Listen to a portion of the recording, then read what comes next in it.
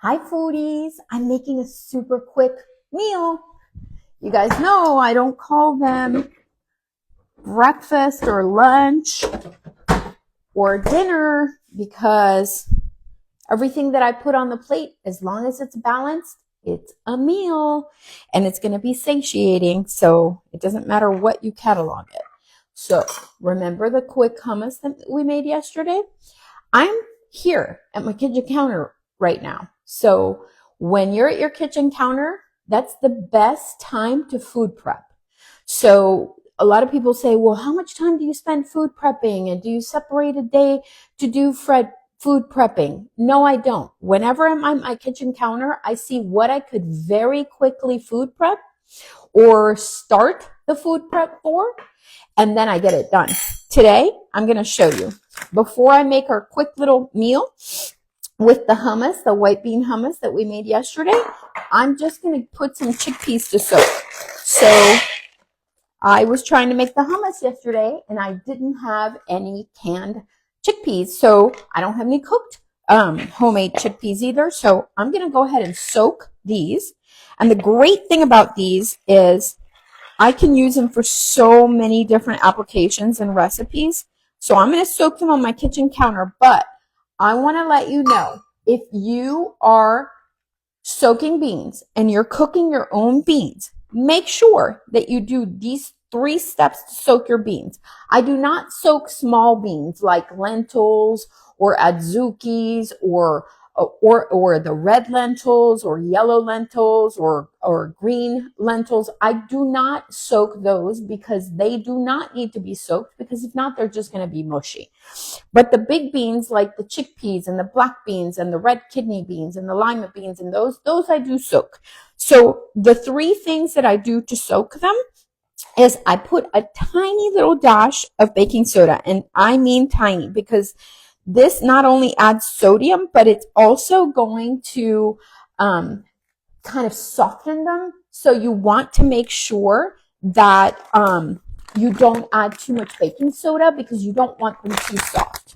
What we're just trying to do here is get them a little bit soft to go quicker on the cooking process. I'm going to let them sit for a couple hours today. I'm not even going to let them sit overnight.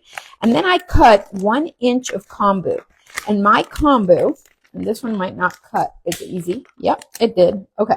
So then I cut about 1 inch or maybe 2 inches of kombu, and I stick it in there, and it's going to cook with the chickpeas too, because I want to make sure and do this 3-step process for all of my beans to get rid of gassiness.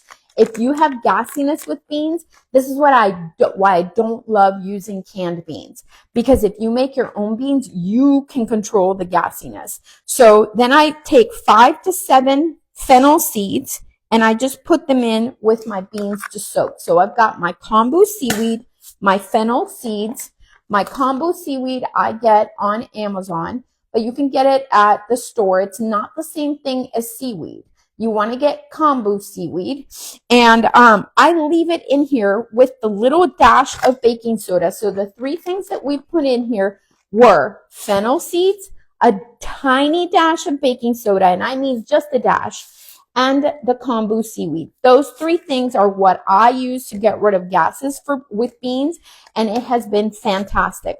Some of the other things that you can do if you're beginning in the whole food plant-based lifestyle is fill yourself with patience, because it takes about 2 to 3 months to get rid of the gassiness when you're beginning a whole foods plant-based lifestyle and you're adding so many beans to your diet.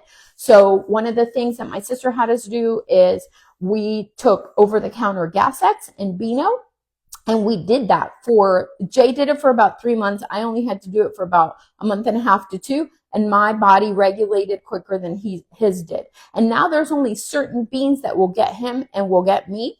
But if we do this process for our dry beans, it's a game changer. So kombu, tiny bit of baking soda, and 5 to 7 fennel seeds. Now I'm soaking my beans here now, but when I go to cook them, what I'm going to do is I'm going to drain them. I'm going to rinse them. I'm not going to let the kombu piece disappear. I want to use that. And then I'm going to pour my drained beans into my Instant Pot. Then I'm going to put them in with fresh water. And then I'm going to add an additional 5 or so fennel seeds. No more kombu seaweed. I'm just going to use the one that it's soaked with. No more baking soda. And then you cook your beans according to the recipe that you follow for your beans. So, and that's it. I'm going to set this off on the counter. I'm going to put it over here, hopefully, so I don't spill it while I'm showing you guys. So yesterday we made the white bean hummus because I didn't have canned chickpea and I didn't have cooked chickpeas. And when I get those chickpeas done, they're going to have so many uses. And the great thing is that if you were going to go on vacation or you were going to leave and you have chickpeas in your refrigerator and you don't want them to go bad, throw them in the air fryer and turn them into air fried chickpeas. Our air fried chickpeas last for months. And when I mean months, if you make them with my recipe, my way, and you air dry them once they're crispy, before storing them, they will keep for months. So, and we use those on airplanes. We take them for snacks. Jay comes out into the kitchen. He grabs a handful. We put them in salads, all sorts of applications. So I made the white bean hummus yesterday because that's the only beans that I had canned that I wanted to make a hummus for. So yesterday we did it on top of sourdough toast. And one game changer that I didn't tell you guys yesterday to do, which is a must, and once I learned it, I cannot go back, and I'm a little sad that I can't do it today because it would take a little bit more work by me putting this in the pot and warming it. Have your beans. Always make sure that you have at least half a cup of beans in your serving, half a cup to 3/4 of a cup, and even a cup to make sure that you have that plate balanced. You need at least half a cup of beans on your plate every time. So, warm hummus. Doesn't matter if it's black bean hummus, chickpea hummus, white bean hummus. Warm your hummus. It is a game changer. My favorite is to just make it all pretty. You guys know that I love to make pretty food. I don't know why, but I do. And so I just like to make it pretty. So you don't have to, but I like it. So I would have stuck this plate in the microwave. And I'm going to put more on this one. I would have stuck this plate in the microwave, but as some of you know, our microwave is non-existent. It didn't get here yesterday, and now they're delaying it by another week. So I'm having to play with food without my microwave. This would go in the microwave for around 35 to 40 seconds each. And then we would have like a room temperature warm hummus. It is a game changer. I learned that when I went to go visit my sister in Cyprus because she was living in the Mediterranean. And that is how they eat it there. They eat it warmed. So finishers, you always want to use finishers for your food, for your whole food and plant-based. If I were to give this to Jay with some veggies, it would taste bland because we don't use sodium, and we do use a lot of herbs and make things taste good, but we don't use sodium. And if we do use sodium, we use it at the end, right before our mouth is going to touch it. We taste first, then we figure out if we need any sodium, and if we use sodium, we only use iodized salt, because the reason that we would need sodium in our bodies, and we all do, you can't just go completely sodium free.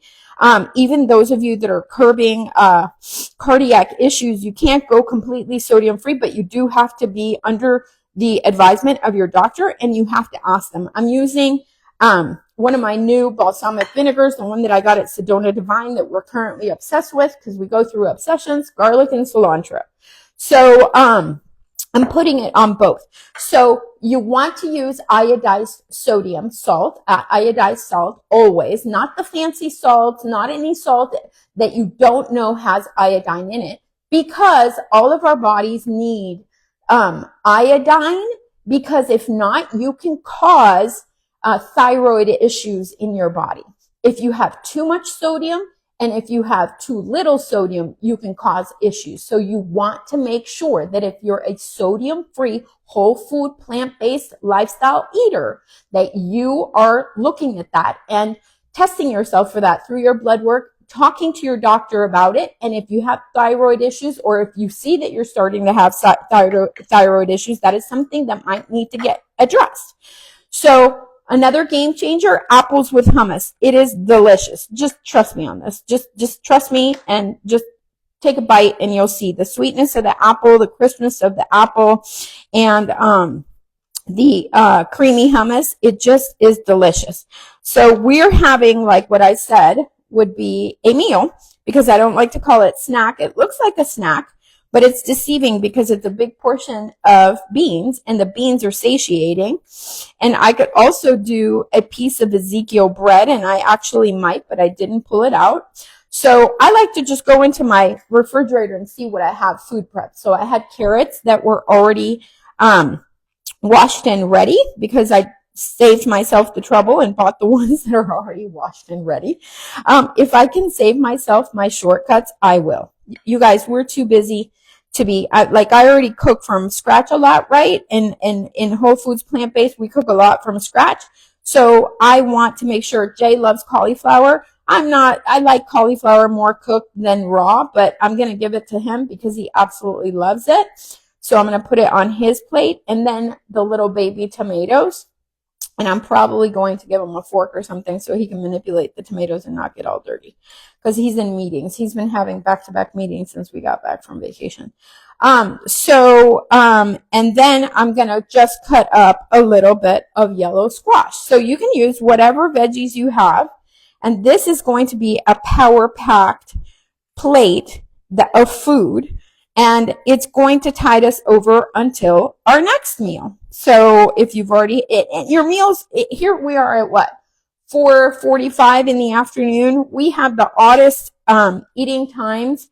I don't know if any of you do, but once I interviewed Dr. Hana Kaleova, I realized that whole myth about you have to have breakfast, lunch, and dinner is a myth. Because there is such a thing as fasting is a good reset for your body.